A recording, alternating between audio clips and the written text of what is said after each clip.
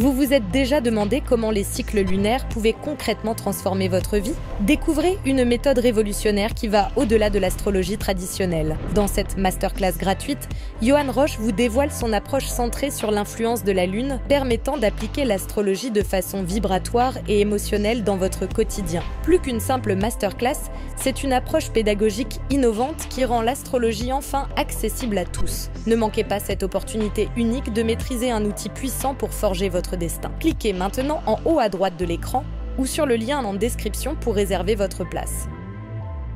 Bonjour, je suis Laura Lang, naturopathe, et voici mon index ABC.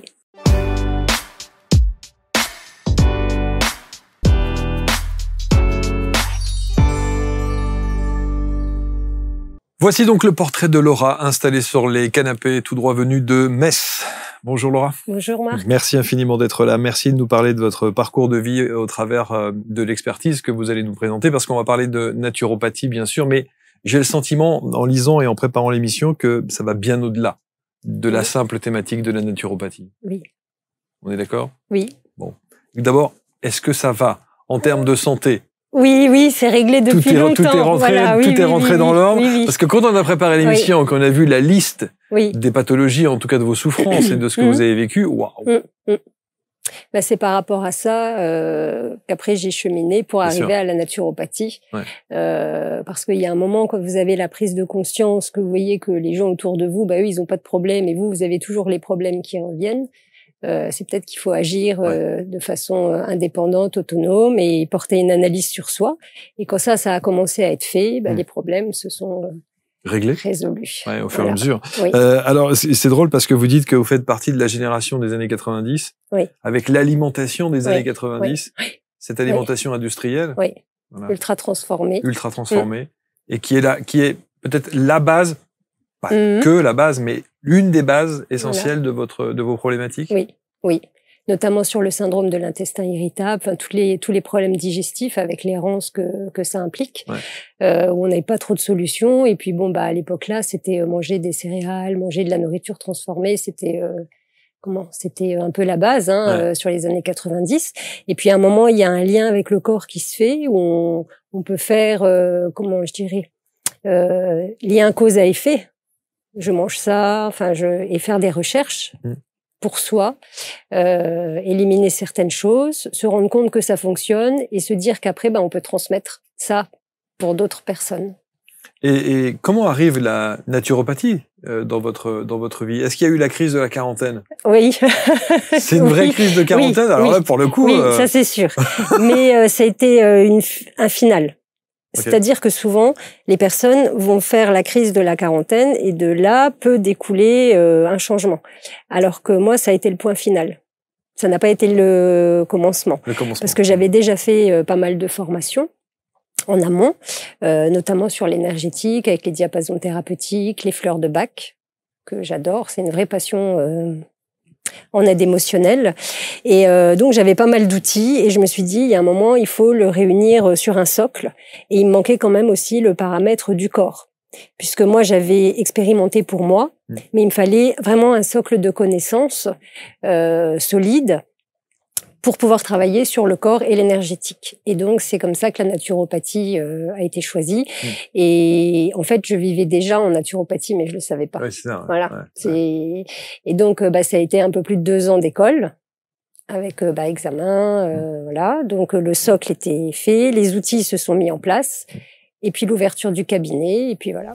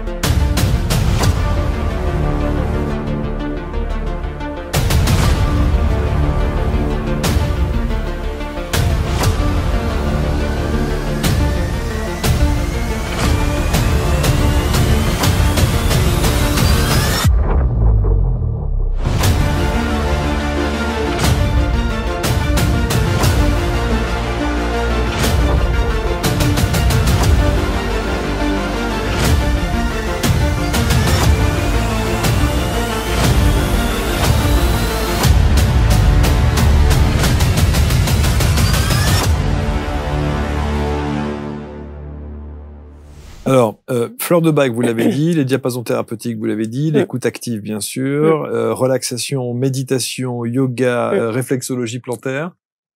Tout ça, c'est votre champ d'action? Oui. Pour accompagner? Oui. C'est-à-dire que quand je reçois la personne, donc elle va me donner lors du rendez-vous sa problématique. Donc le socle va être la naturopathie, qui s'appuie sur les 3 grands piliers, la naturo, donc l'alimentation qui doit être équilibrée, saine et vivante, la gestion du stress et des émotions, ce qui implique aussi un sommeil de qualité, donc ça c'est sur le 2e pilier, et le mouvement et la respiration. Ouais. Si un de ces piliers est en déséquilibre, c'est l'ensemble qui est en déséquilibre. Donc après, moi je vais utiliser mes outils pour aider la personne à s'équilibrer. Il y a eu évidemment dans votre vie des étapes charnières qui vous ont conduit à être l'experte que vous êtes aujourd'hui. C'est important. Et vous parlez notamment de votre grand-mère, qui a considérablement compté pour vous. Oui. Voilà. Et puis, vous avez rencontré je crois que c'est la mère d'une amie, qui là aussi vous fait prendre conscience de certaines choses. Oui. Comment dire, la prise de conscience, elle s'est faite très tôt, très jeune, qu'il pouvait y avoir autre chose, mais je savais pas quelle était ce autre chose. Tout le monde dit ça. Voilà. Ouais. C'est donc moi je viens d'une famille très aimante, mais on peut pas dire qu'il y avait des notions de spiritualité ou de alimentation naturelle, de choses comme ça. Et donc le premier grand choc qui va amener à l'accompagnement du deuil des années plus tard, ça a été le décès de ma grand-mère. Oui, ça c'est sûr. C'est l'accompagnement du deuil que je propose. Mais toujours en lien avec la nature. Oui, c'est vraiment quelque chose que j'ai voulu en complément. Donc il s'agit pas de mentaliser le deuil, puisque la douleur, quand elle est là, elle est là. Par contre, c'est très important de donner un temps de parole à la personne et de pouvoir utiliser les outils de la naturopathie pour l'accompagner. Sur une faiblesse extrême, sur des problèmes de sommeil, sur quand on a ce sentiment d'être oppressé, seul au monde et que le monde tourne encore alors qu'on est avec notre solitude, de pouvoir donner ces outils. Oui, donc vous n'intervenez pas sur le deuil en lui-même, mais vous intervenez sur les conséquences du deuil. Voilà. Et pouvoir expliquer à la personne que ce qu'elle vit, c'est le déroulement de différentes étapes et qu'il y a une normalité, entre guillemets, vraiment dans sa douleur, mais ça donne des repères à la personne. Alors, je disais que vous êtes bien placé pour être aujourd'hui l'accompagnante que vous êtes, parce que quand on regarde la liste de ce que vous avez enduré physiquement, vous avez quand même ulcère à l'estomac, à l'œsophage, à l'œil, les sinusites, les stress chroniques, qu'est-ce qu'on met, le syndrome de l'intestin irritable, les douleurs, enfin, vous avez eu la totale. Et tout ça, la base, on va dire, le socle, c'est l'alimentation à la base de tout? Non. C'est l'alimentation, c'était un très grand stress et une dissociation complète de la tête avec le corps. Ok.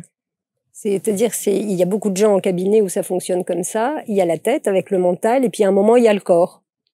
Bon, moi, mon travail, c'est de réunir les deux. Sauf que, je l'avais pas fait pour moi. Donc, je ne m'écoutais pas. Quand j'ai commencé à avoir les problèmes sur les ulcères, j'ai rencontré un spécialiste qui était formidable, qui m'a dit, il faut vous calmer sur le stress. Et moi, j'ai dit, mais non, je suis pas stressée. Et je rencontre beaucoup de gens comme ça à mon cabinet maintenant, où en fait, les personnes vivent dans un stress chronique et croient que c'est normal. Il n'y a plus la notion de repos, de détente. Et c'est surtout que c'est devenu, par définition, chronique. Donc, du coup, c'est entré et ancré, engrammé dans leur système. C'est un mode de vie. Ouais, c'est ça. Et quand on parle de stress chronique, de choses qu'on peut apporter avec les plantes, non, je suis pas stressée. Donc, comme ils sont dans une démarche de bien-être, quand ils appliquent le protocole, après, ils se rendent bien compte de la différence et du changement. Et ça, c'est très important sur les douleurs digestives, sur les douleurs chroniques. Le syndrome de l'intestin irritable aussi, parce qu'il y a un vrai réglage alimentaire et de stress à faire sur les personnes qui sont en souffrance. Alors, un point et un développement sur ce que vous appelez le réglage alimentaire. Parce que ça, c'est important. Réglage alimentaire, ça veut dire quoi? Ça veut dire on passe par des phases de régime, par des phases de rééquilibrage alimentaire? Voilà, on rééquilibre. Donc moi, la personne, elle vient. Donc selon sa problématique, c'est des douleurs chroniques, des problèmes digestifs ou une perte de poids. Donc je vais lui demander de venir avec entre 3 et 5 jours de ces listes. Il faut noter. Hein. Voilà. Okay. Ça, c'est un travail déjà qui permet une prise de conscience. Et avec honnêteté. Ah, bien sûr. Donc, moi, j'explique aux personnes qu'il n'y a aucun jugement. Ouais. C'est une base de travail. Ouais. Et ensuite, on va travailler ensemble parce qu'il n'est pas question d'apporter une frustration, ce qui générerait un stress supplémentaire à la personne, et voir comment on travaille ensemble. Et il y a beaucoup, beaucoup de pédagogie. Parce que les personnes, si on leur explique pourquoi, forcément, elles adhèrent. Et au moment où elles voudraient rechanger sur leur alimentation, elles vont se dire, bah non, la naturo, elle m'a expliqué, ça me fait ça engage ça. Quand vous savez pourquoi vous faites les choses, ça s'intègre beaucoup plus facilement que de simplement repartir avec le réglage, ça vous pouvez, vous ne pouvez pas. La difficulté, c'est que, honnêtement, on est quasiment tous au courant de ce qu'il ne faut pas faire, etc. Mais quand il y a le côté compulsif, quand il y a cette addiction, et je pense notamment au sucre en particulier, bon, voilà, un bibi, bon. Donc, même si j'arrive avec ma liste en vous disant, vous savez quoi, Laura, moi j'ai fait ça, j'ai mangé ça, il y a 22 heures, je voulais du chocolat, donc j'ai mangé ça, etc., etc.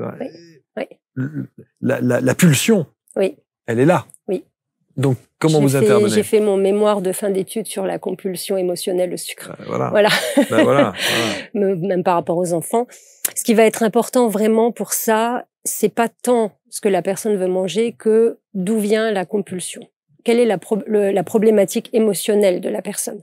J'ai suivi une personne, à force de discuter, elle est arrivée à me dire « Oui, mais moi, je le mérite ». C'est-à-dire que quand elle avait fini sa journée, donc elle trouvait que son mari, il n'y avait pas énormément de considération, il n'y avait pas de reconnaissance à son travail, elle donnait beaucoup pour ses enfants. Et quand vraiment on a été au bout de la discussion, que la personne, elle lâche sur ses émotions, sur son sentier, elle m'a dit « Mais je le mérite ». Mais elle se faisait du mal. Et quand elle a dit ça, on a pu travailler sur la blessure d'abandon, de rejet, les différentes choses qu'elle vivait, mettre des mots, tenir un cahier des compulsions, et parallèlement à ça, avoir un suivi avec une psy. Mais vous pensez qu'il y a toujours un lien de cause à effet? Ça peut pas être juste une compulsion de sucre parce qu'on a envie cette petite touche de sucre du soir, par exemple, ou de l'après-repas? Donc en naturopathie, on va beaucoup travailler sur la totalité de ce qui a été consommé sur la journée. Une carence en sérotonine peut entraîner des compulsions de sucre. Ah, ok. Donc là, on va travailler sur du petit déjeuner qu'on dit protéiné, puisqu'il y a un enchaînement après avec les neurotransmetteurs, enfin qui vont synthétiser. Mais là aussi, vous savez, le nombre de personnes qu'on a reçues ici, j'entends des discours parfois complètement opposés, et même des médecins. Qui sont censés effectivement vous dire, ils ont tous eu les mêmes études, ils ont tous prêté serment, ils ont bon. Et j'entends tout et son contraire. Petit déjeuner. Bah, vous avez des gens qui disent mais moi je peux pas prendre de petit déjeuner. Nous on a grandi en nous disant ne pars pas le ventre vide. C'est une aberration. Ce qui est déjà important, je pense, c'est de se reconnecter à soi. La naturopathie, c'est vraiment une médecine naturelle holistique. C'est un ensemble. Donc, on va pas prendre un élément isolé. Il y a la base. Et sur cette base, sur votre façon de vivre, comment vous voyez les choses, dans votre famille, les croyances sur l'alimentation, c'est tout ça qu'on prend. Il faut prendre tous ces critères-là en considération. Voilà. Là, par rapport, donc, comme vous disiez, sur la compulsion du sucre du soir, bon, voilà, on va travailler sur le petit déjeuner. Si la personne, elle dit que c'est pas possible, moi, mon travail, c'est de proposer des alternatives à la personne. Si c'est pas ça qui va régler la compulsion, ça peut très bien être le travail sur la respiration. Ça peut être un travail sur quel mot je mets sur ma compulsion. Quelle émotion est définie au moment où j'ai cette compulsion. Et très souvent, les personnes, quand elles ont cette prise de conscience, il y a un temps d'arrêt au moment. Donc ça s'apprend aussi par la respiration. Moi, je donne des outils sur la respiration. Ça aussi, c'est un gros problème, la respiration. Bien sûr. Les personnes qui sont complètement coupées. Et le fait de pouvoir faire un pas en arrière et se laisser du temps, 3 secondes, il y a plein de petits exercices comme ça qu'on peut donner. Les compulsions, en général, ça s'atténue fortement. On m'a dit, dès qu'on ressent effectivement ce besoin là de sucre le soir, ce côté compulsif, première chose, boire un verre d'eau. Et normalement, ça calme. Alors, normalement? Tout dépend de la tension qui est à l'intérieur de la personne et pendant combien de temps elle a combattu la compulsion. Puisque, vous le savez, le cerveau, il connaît pas la négation. Donc, je ne veux pas de chocolat, je ne veux pas de chocolat. Le chocolat, il est dans le placard. C'est ça. Voilà. C'est les goûters, vous savez, les goûters des enfants. Voilà. Donc, moi, ce que j'essaye déjà de faire, c'est d'identifier avec la personne quel est ce qu'on appelle l'aliment danger. Pour que, dans un premier temps, il ne soit plus dans la maison. Mais pour nous, pour ce que je considère être l'aliment danger. La personne, ce vers quoi elle sait que de toute façon, la lutte serait perdue d'avance. Ok. Voilà. Donc, on parle du sucré, mais moi, j'ai une personne, c'est le fromage. Ouais. Et elle a exactement le même... c'est exactement la même façon de faire qu'une personne sucrée. Hein. Et elle mange un camembert entier. Ah ouais, non. Voilà. Donc, c'est pas que sur le sucre. Mais ce qui va être important, donc, c'est de sortir. Donc, elle avait un fromage bien particulier, donc elle n'achète plus et qu'elle peut consommer dans un deuxième temps au restaurant dans un cadre quand on le réintroduit. D'accord. Pour la pulsion sucrée, si la personne, elle s'est battue pendant 2 heures avec je ne dois pas, et que finalement elle va y aller, c'est sûr que la tablette, le verre d'eau, ça sera pas suffisant. Donc là, ce qui est important, souvent, la tension émotionnelle, elle se dissipe au bout de 2 ou 3 bouchées. Donc c'est de se dire, au bout de 2 ou 3, arriver à mettre une note sur son sentiment et se dire, non, mais là, ça y est, c'est apaisé. Et je n'ai pas mangé toute la tablette. Mais c'est une vraie reconnexion à soi. Et ça demande un travail personnel et de redevenir acteur, en fait. Voilà, c'est ça, on revient toujours à ça, en fait. Hein. Mais ce qui est le deuxième sentiment, il y a effectivement, dans un premier temps, cette pulsion de ce besoin de sucre, et puis la culpabilité derrière. Oui, toujours. Et qui est immense. Hein. Oui. Où effectivement, on se dit, mais t'as rien compris.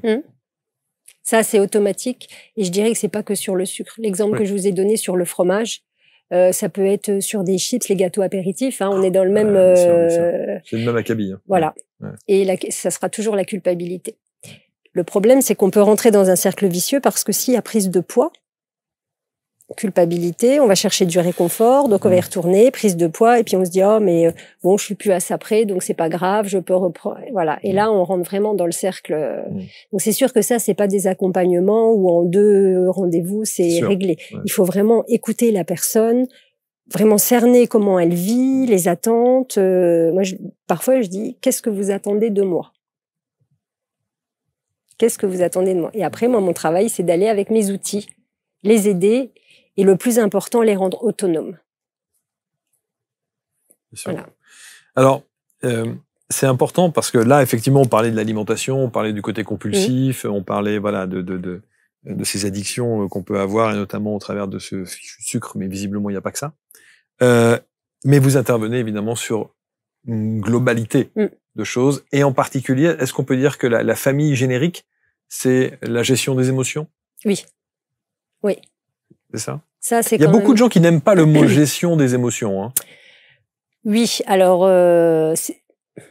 c'est pas que je l'aime bien, c'est juste qu'à un moment, je pense qu'il faut faire simple et que les gens comprennent. Voilà, ça sert à rien de rentrer dans du détail. Moi, la personne, elle vient avec une problématique. Je lui dis gestion des émotions, elle sait de quoi on parle. Oui, c'est ça. Il y a pas. Après, oui, on peut avoir des débats avec d'autres thérapeutes, d'autres naturopathes. Mais pour la personne, elle, voilà, elle se dit j'ai un problème, soit de compulsion, soit de deuil, de grand chagrin. Enfin, voilà, il y a quelque chose émotionnellement. Il peut y avoir aussi des problématiques avec les enfants. Elle, voilà, elle veut qu'on agisse sur ça. Parlons clair, quoi. Voilà. C'est plus dans le sens là que j'ai choisi de mettre gestion. Je demande souvent aux thérapeutes qui s'installent ici de nous donner un exemple. Est-ce que vous avez un exemple de suivi de quelqu'un qui vous a profondément marqué et dont vous avez vu un changement assez étonnant et radical? Oui, c'est une personne, je pensais pas que ça pouvait encore exister à notre époque, qui a été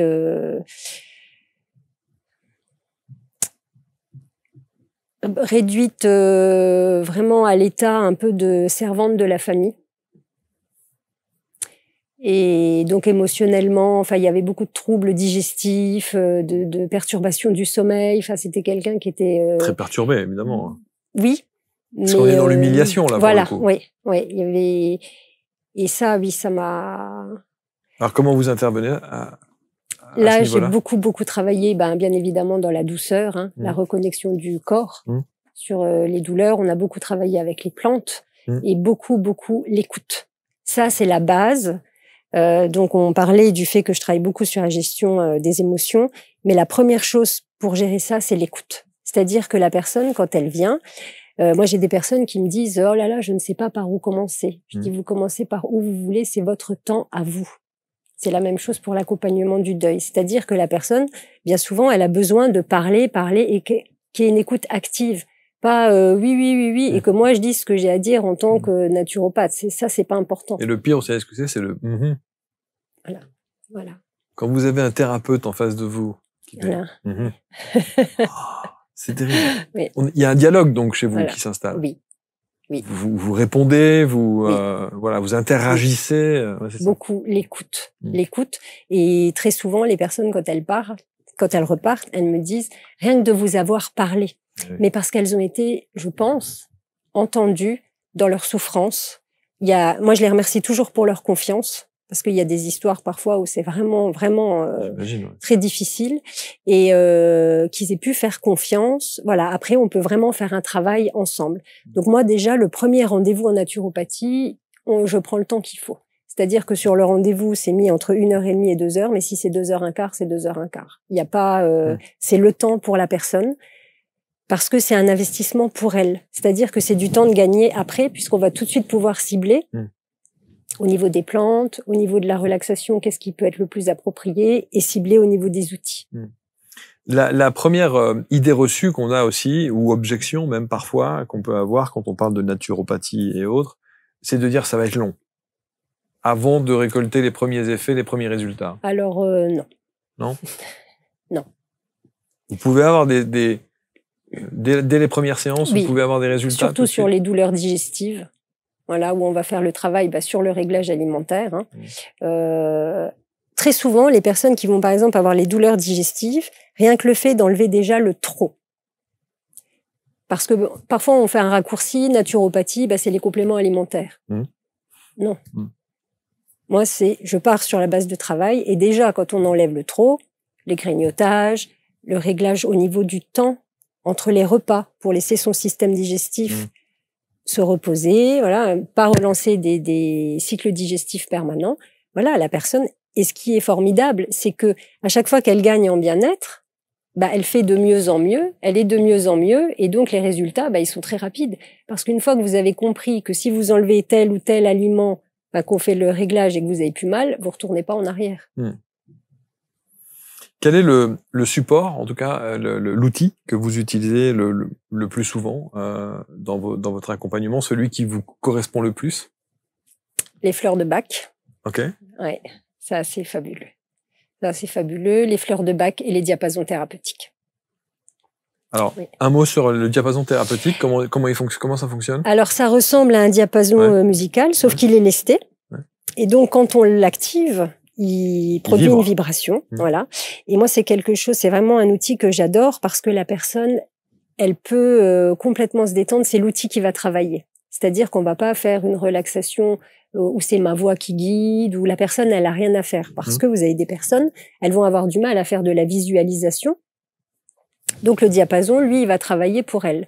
Par les vibrations, donc on pose sur différents points du corps, fonction de ce qu'elle m'a dit lors de l'entretien. Je sais où je dois aller travailler. Et le corps, il parle. Donc, voilà, on voit, fonction de la réaction de la personne, le bon endroit, le bon moment. Mais il y a des fréquences différentes en fonction du diapason de l'outil que vous utilisez. Oui. Alors, il y a des petits, des gros, Oui. Moi, j'utilise celui qu'on appelle le généraliste. Ok. Voilà, pour la détente de la personne. Et celui de l'ADN, donc celui-là, il n'est pas lesté. Il a un son très clair, très régénérant. Et la personne, elle va rentrer dans une détente quasi immédiate. Donc vous apposez, vous posez même directement sur des points spécifiques? Voilà. D'accord. Donc les personnes qui sont vraiment très mentales, quand vous posez là, le diapason, il vibre vraiment très très fort. Donc vous posez jusqu'au moment où vous sentez que ça y est, les vibrations se régulent. Ça marche très bien aussi pour les personnes qui ont eu les grosses peines de cœur. Là, attention à votre micro. Pardon. Pardon. On le sent beaucoup, voilà, au niveau du cœur et tout ce qui est les non-dits au niveau de la gorge. Ouais. Donc là, la personne se déglutit.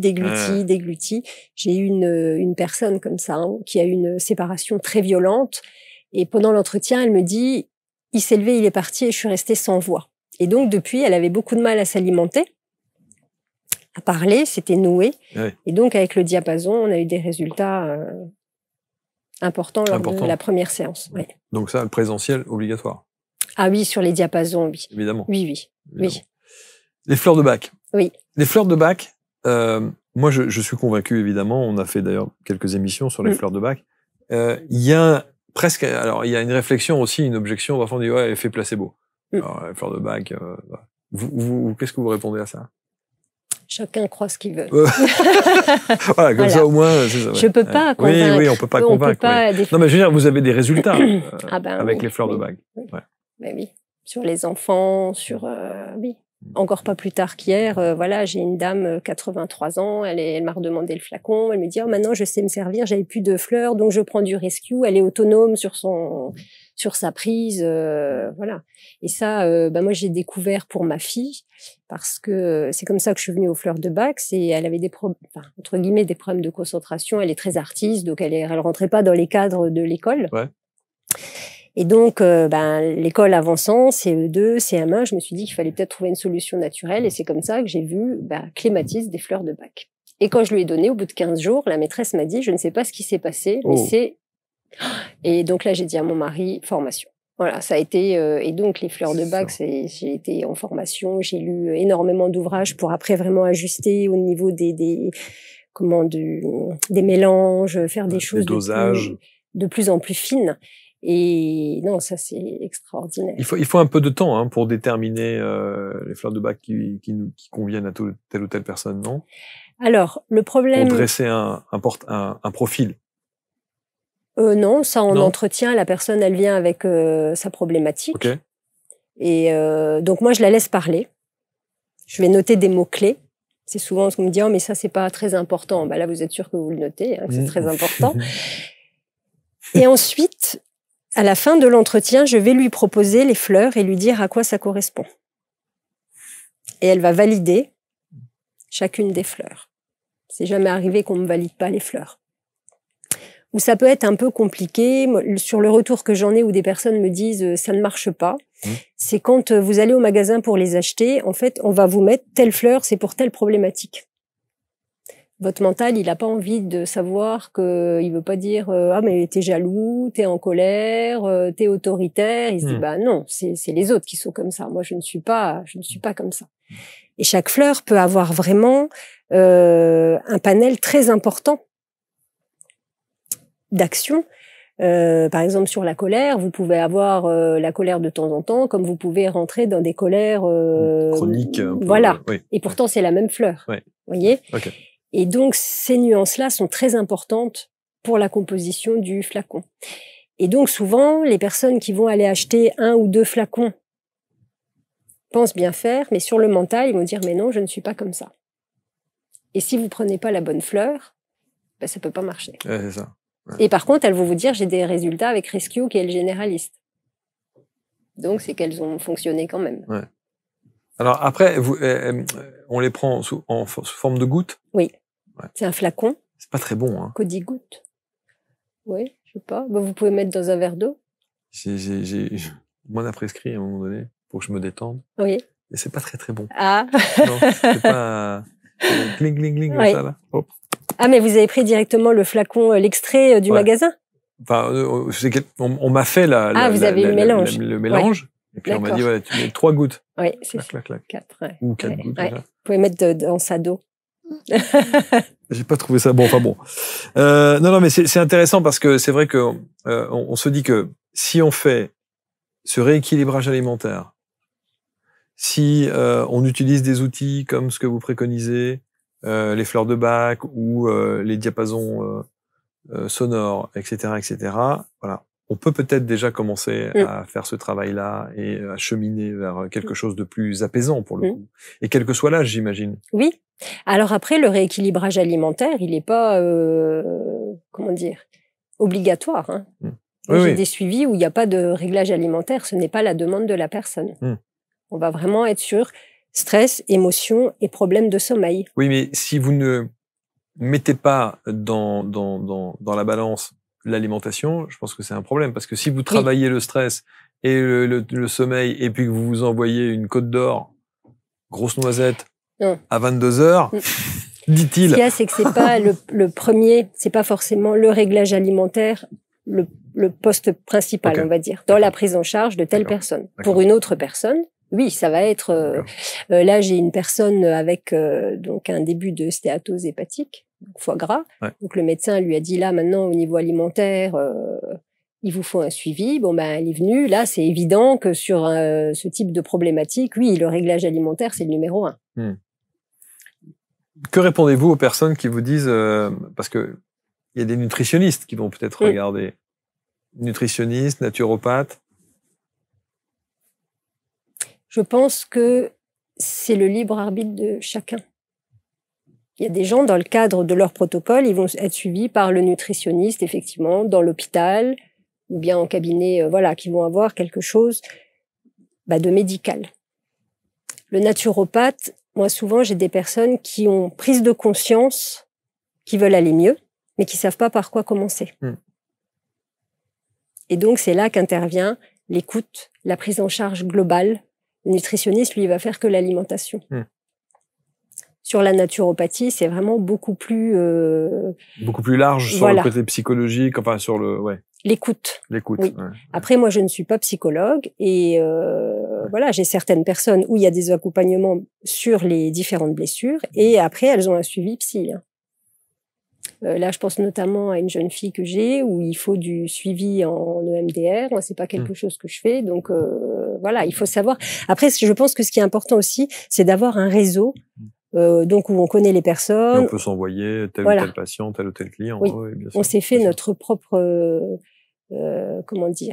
parcours, puisque moi j'ai vécu différentes choses, donc j'ai rencontré différentes personnes. Et après, vous savez que pour telle problématique, voilà, quelqu'un d'autre peut prendre le relais.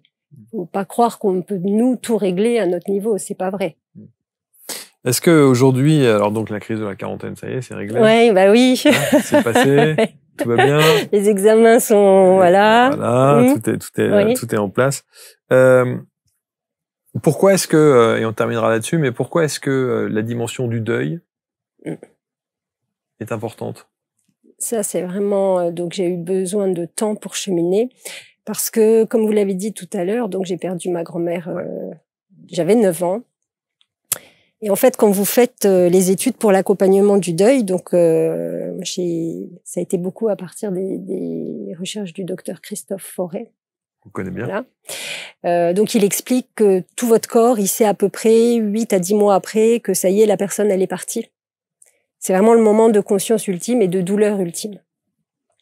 Et moi, quand mes parents m'ont annoncé que ma grand-mère est décédée, il n'y a pas eu les 8 mois là, ça a été instantané. Mais j'ai mis des années et des années à comprendre qu'enfant, j'ai vécu ça. Ça a été un désespoir pendant très très très longtemps. Je ne savais pas vers qui me diriger.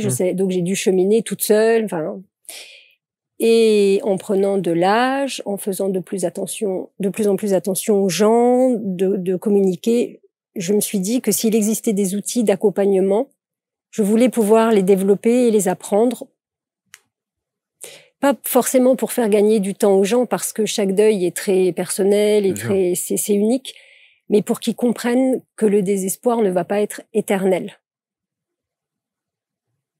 Et qu'à un moment, il y a une fin et qu'il peut y avoir des outils, notamment par l'écoute, ça, de toute façon, c'est le numéro 1. C'est la base, voilà, dans le deuil, de bienveillance. Ça, c'est très important. Voilà, la personne, il faut bien comprendre que quand la personne perd quelqu'un, sa vie s'écroule, la terre s'arrête de tourner pour elle, mais pour les autres, elle continue à tourner. On peut vivre une grande injustice et une grande solitude par rapport à sa douleur. Et personnellement, j'ai pas su quoi faire de cette douleur pendant tellement d'années que voilà, maintenant je trouve ça formidable que ça se démocratise, c'est pas le mot, mais c'est moins tabou peut-être. Et voilà, qu'il y a des solutions. Et moi, je dis toujours aux gens, quand on commence le travail ensemble, vous n'êtes pas tout seul. Voilà, il y aura toujours de la place pour l'écoute dans ce cabinet. Et de toute façon, il y a aussi un lien entre cet angle-là et ensuite un comportement soit alimentaire, soit psychologique qui joue, évidemment. Oui, ça peut en découler. Évidemment. Oui. Évidemment. Alors, très souvent, les personnes, enfin, pour moi, ce que j'ai en cabinet, contrairement à ce qu'on pourrait croire, ils vont pas rentrer en compulsion, justement, et ils mangent pas. Ah oui. Et il y a une fatigue, il y a une baisse du système immunitaire, il y a vraiment une fatigue très, très importante. Hein, et c'est jamais l'inverse? Les gens qui se réfugient dans la nourriture, justement? Bah, il doit y avoir, mais moi, en suivi, j'ai eu plus l'inverse, oui. Oui. Alors après, tout dépend aussi de la personne qui a été perdue. Moi, j'ai beaucoup d'accompagnement sur le veuvage. Donc forcément, vous rentrez, vous êtes seul. Vos enfants, quand ils rentrent, ben eux, ils ont leur mari, les petits-enfants. Et sur le veuvage, il y a beaucoup oh ben non, je mange sur le pouce, non, mais je dors pas, voilà. Ouais. Bon, en tout cas, alors, on a bien compris qu'il y a certaines choses que l'on peut faire en visio, quand même. Hein, oui. Et puis sinon, en cabinet, bien entendu. Voilà. On va mettre autour de la vidéo tous les liens pour que vous puissiez rentrer en contact avec Laura. On est content de savoir que Laura va bien aujourd'hui et que la santé, ça se poursuit parce que vous avez eu quand même les opérations, vous avez eu tout ça quand même. Hein. Alors, la dernière, donc j'avais 34 ans pour une tumeur. Et ça, on va dire que ça a été le point final de me dire maintenant, ça suffit. C'est ça. Mais il y a quelque chose aussi parce que donc on se dit, ça suffit, je vais prendre soin de moi. Mais il y a ce qu'on appelle aussi le bénéfice secondaire. Et ça, c'est une notion, du coup, moi j'ai expérimenté et je trouve qu'on peut retrouver assez souvent. C'est que quand vous allez pas bien, souvent ça va attirer l'attention. Et de cette prise de conscience-là, en changeant ma vision du corps, de l'alimentation, de voilà l'impact qu'il y avait sur mon entourage. Et oui. Tout ça, voilà, il n'y a plus de problème de santé. C'est parfait. Merci infiniment en tout cas. Merci à vous. Laura Lang, vous notez tout cela, vous commentez avec bienveillance comme toujours. Vous allez partager bien sûr, on va lire ce que vous en pensez. Et puis je vous rappelle qu'on met autour de la vidéo tous les liens avec les réseaux, avec tous les supports, les prises de rendez-vous et autres sur cet index. Merci beaucoup Laura. Merci à vous. Merci. Et on se retrouve très vite pour un prochain portrait index. Salut.